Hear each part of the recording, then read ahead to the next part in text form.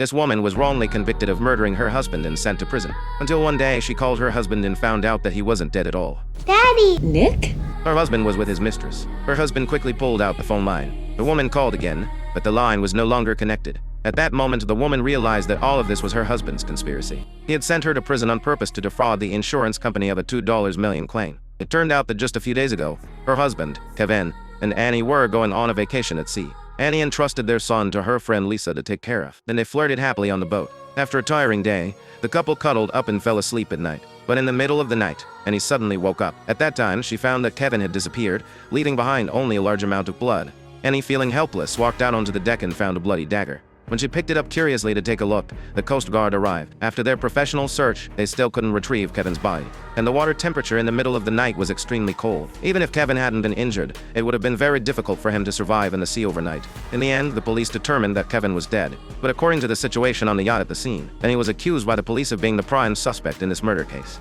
Because the police investigation revealed that Kevin's company was having financial problems. To pay off the debts, Kevin had purchased a high value insurance policy for months ago, and the beneficiary was Annie. These pieces of evidence meant that as long as Kevin died, Annie could not only get rid of the debt problem but also receive an additional $2 million in compensation. So the police judged that this was likely the motive for the murder. In court, no matter how much Annie argued, she couldn't prove her innocence. She was forced to take the blame for the murder, but considering her son's future, Annie didn't want to leave her son in the care of her parents. So Annie chose her trusted friend Lisa and put the $2 million compensation from the insurance company into a trust fund in her son's name. After solving her only concern, Annie was sent to a women's prison. What she looked forward to the most was when Lisa would bring her son to visit her. However, as time passed, Annie never saw her friend again, and she couldn't get through to her on the phone either. Her cellmate learned about Annie's experience and speculated that Annie had been framed. Annie believed what her cellmate said, so she called the place where her friend used to work and got her a new phone number. Annie wrote down her friend's new phone number.